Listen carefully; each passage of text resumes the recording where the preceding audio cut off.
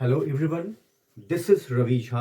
आप सबका स्वागत है आपके खुद के चैनल टारगेट फॉर आईक्यू में। आज जिस संदर्भ में मेरी आपके साथ मुलाकात हो रही है, बेसिकली उसका ऑब्जेक्ट है, या हम कह सकते हैं कि उसका एक उद्देश्य है, और वो उद्देश्य ये है कि टारगेट फॉर आईक्यू की तरफ से Uttarakhand APO special mains batch के अनाउंसमेंट के रिगार्डिंग। जैसा कि हम सभी जानते हैं कि अभी हाल ही में उत्तराखंड सरकार ने एपीयू का एक एग्जाम कंडक्ट कराया था, and as we all know that very well, ये एग्जाम आमतौर पर 3 चरणों के अंदर कंडक्ट होता है। यानी कि इस एग्जामिनेशन के 3 फेज आपको देखने को मिलते हैं, जिनमें से ऑलरेडी फेज 1 हमारे द्वारा कंप्लीट किया जा चुका है, that is called preliminary examination. अब अगर हम इसके फेज 2 की बात करते हैं, तो फेज 2 पूरा का पूरा आपके साथ डील करता है आपके मेंस के नजरिए से। और यहाँ पे हमें सबसे पहले ये जानने की जरूरत है कि उत्तराखंड एपीओ का मेंस का जो पेपर है वो कितने हिस्सों में डिवाइड किया गया है, हर हिस्से का वेटेज क्या है, उसके अंदर कितने क्वेश्चंस पूछे जाते हैं, और सबसे बड़ी बात ये कि उसका प्रिस्क्राइब्ड सिलेबस क्या है, जो कि उत्तराखंड सरकार की तरफ से नोटिफिकेशन में जिक्र के रूप में किया गया है। तो अगर हम इसके सिलेबस के दृष्टिकोण से बात करें, तो एज वी ऑल नो कि उत्तराखंड एपीओ मेंस का सिलेबस आपके 4 हिस्सों में डिवाइड किया गया है। जहां पर अगर हम सिर्फ ऊपर के 2 हिस्सों की बात करें, तो वहां पर आपको एक पेपर देखने को मिलेगा सामान्य अध्ययन के नाम से, जहां पर टोटल नंबर ऑफ क्वेश्चंस की संख्या होती है 10। वहीं दूसरी तरफ अगर हम पेपर 2 की बात करें, तो वो आमतौर पर आपको देखने को मिलेगा सामान्य हिंदी यानी कि जनरल हिंदी के नाम से, जहां पर आमतौर पर जो पूछे जाने वाले प्रश्न है उनकी संख्या होती है लगभग 14। इसके अलावा जो बेसिक हमारा ऑब्जेक्ट है, जिसके रिगार्डिंग आज मेरी और आपकी मुलाकात हो रही है, उस ऑब्जेक्ट की अगर हम बात करें, तो यहां पर आपको देखने को मिलेगा कि पूरा का पूरा जो लॉ का जो कॉन्सेप्ट है उसको उन्होंने 2 पेपर्स के अंदर बाइफरकेट किया है। यानी कि 2 पेपर के अंदर उन्होंने उसको डिवाइड किया है। अगर हम लॉ पेपर 1 की बात करते हैं, तो इसके अंदर आपको 3 पेपर एक साथ देखने को मिलेंगे, that is called Indian penal code, the code of criminal procedure और द उत्तराखंड पुलिस एक्ट। तो यानी कि हम ये कह सकते हैं कि लॉ पेपर 1 जो है, इसके अंदर जो क्वेश्चंस आपसे पूछे जाएंगे उनकी संख्या होगी 10, लेकिन ये 10 के 10 सवाल आपसे जिस जिस एरिया से पूछे जाएंगे वो एरियाज हैं आपके Indian penal code,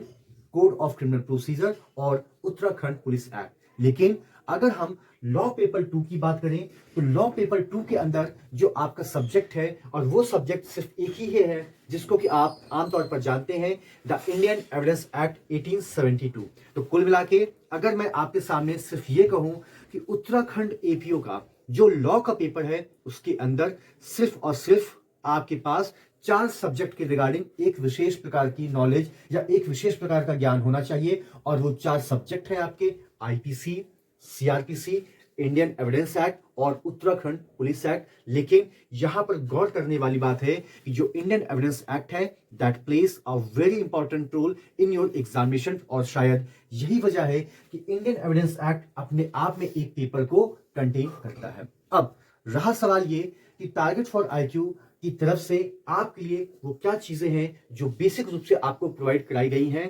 preliminary examination के दौरान। और अब मेंस के एग्जाम की अगर हम बात करते हैं, तो यहां पर अगर हम उस पैटर्न को फॉलो करें, तो यहां पर डे डेली बेसिस पे आपकी लाइव क्लासेस होती हैं। एंड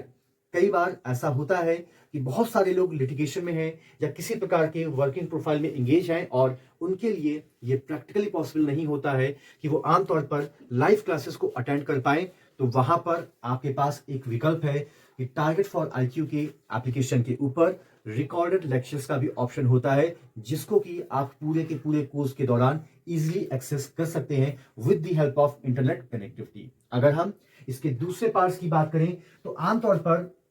यह सबसे बड़ा एक चर्चा का विषय होता है कि नोट्स। अब नोट्स को लेकर एक बहुत बड़ा एक फिजा में एक हवा टाइप का एक फैला रहता है कि आखिर नोट्स क्या बेस्ट होगा, कहां से हमें मिलेगा, कहां से हमें नहीं मिलेगा। लेकिन इसी दौड़ के अंदर हम आमतौर पर इस बात को भूल जाते हैं कि नोट्स का मतलब ये नहीं कि जो आपको मिले, नोट्स का मतलब ये नहीं कि जो डिफरेंट सोर्सेस से आपके पास जानकारी आए, बल्कि नोट्स का मतलब ये होता है कि जो डिफरेंट सोर्सेस से आपने जानकारी को कलेक्ट किया है उस जानकारी को आप किस हद तक या किस लेवल तक आप खुद अपने पेन और पेपर के माध्यम से एक्सप्रेस कर पाते हैं। तो इस बार इस योजना को इंप्लीमेंट किया गया है, जहां पर हमारी टीम की तरफ से आपको जो नोट्स प्रोवाइड किया जाता है हिंदी और इंग्लिश माध्यम में, वो तो एक अलग पार्ट है, लेकिन इसके अलावा इस बार एक चीज पर और विशेष रूप से ध्यान दिया जाएगा, और वो ध्यान होगा आपका राइटिंग प्रैक्टिस के कंटेक्स्ट में। यानी कि जब डेली बेसिस पे आपकी लाइव क्लासेस अटेंड होंगी, तो आपको यहां पर समझना होगा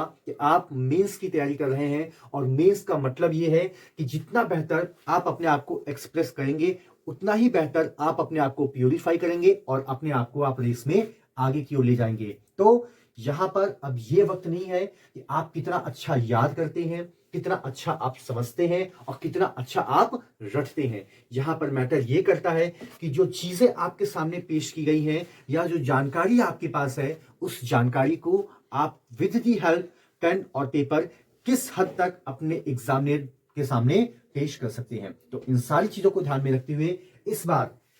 जो भी पैटर्न होगा, उस पैटर्न के तहत एक पार्ट तो वो होगा जो आपके मेंटोर की तरफ से आपको नोट्स प्रोवाइड कराए जाएंगे, और वो जनरल इन नेचर के होते हैं। यानी कि उसके अंदर आपको चारों ऐप के बारे में डिटेल जानकारी देखने को मिलेगी, और किस किस तरह से सवाल पूछे जा सकते हैं इसके बारे में भी normally they will try to discuss with you. लेकिन सबसे बड़ी बात होगी कि डेली बेसिस पे आपको भी एक असाइनमेंट दिया जाएगा, और आपसे उम्मीद की जाएगी कि आप एक तयशुदा वक्त के अंदर उस पूरे के पूरे मैटर को, आप चाहें तो आप किताब का सहारा ले सकते हैं, आप चाहें तो आप इंटरनेट का सहारा ले सकते हैं, आप चाहें तो आप किसी भी प्रीवियस नोट्स का सहारा ले सकते हैं, लेकिन आपसे ये उम्मीद की जाएगी कि उसके अंदर जो शब्दों का चुनाव है, उसके अंदर जो आपकी एक्सप्रेशन की पावर है, वो आपकी खुद की हो और वो एक यूनिक स्टाइल हो। और इस स्टाइल को डेवलप करने के लिए आपको एक मेहनत करनी पड़ेगी, और वो भी डेली बेसिस पे। तो इस बात को आप बहुत ही अच्छे से सोच लीजिए, समझ लीजिए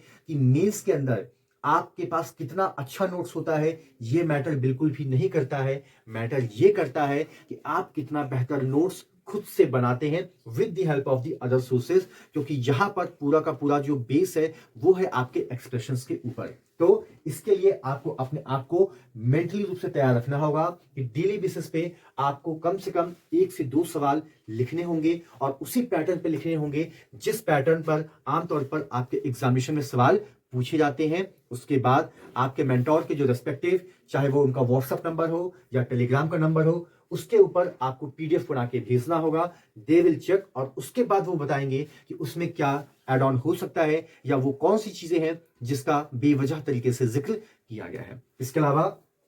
अगर हम इस कोर्स के ड्यूरेशन की बात करें, तो आमतौर पर इस कोर्स का जो ड्यूरेशन होगा वो 3 से 4 महीने का ऑन एन एवरेज हो सकता है। इसके अलावा टेस्ट सीरीज भी होगी, जिसके अंदर 2009 और 2016 का जो एग्जाम उत्तराखंड ईपीओ को हुआ था, उन दोनों क्वेश्चंस पेपर के बारे में सबसे पहले तो we will have to discuss in detail. और दूसरी बात यह है कि उसी पेपर को आधार मानकर टेस्ट सीरीज का भी निर्माण किया जाएगा, जिसके बारे में जानकारी आपके साथ शेयर की जाएगी। तो अगर आप अपनी तैयारी को एक नया आयाम देना चाहते हैं, तो ऊपर दिए गए नंबर 7500111314 इस नंबर पे आप कॉल करके या मैसेज करके इस बैच के अंदर आपको कैसे इनरोल्ड होना है, इस बैच के अंदर वो कौन कौन से फीचर्स हैं जो आपको देखने को मिलेंगे, इसके अंदर लाइव क्लासेस का क्या पैरामीटर्स होता है, डिस्कशन किस तरीके से होता है, इन सभी चीजों के रिगार्डिंग, सैंपल के रिगार्डिंग आप इस नंबर पे कॉल करके अपनी किसी भी क्वेरी के लिए इंक्वायरी कर सकते हैं। Thank you so much to all of you for all your support to our channel that is called target for IQ। Thank you so much.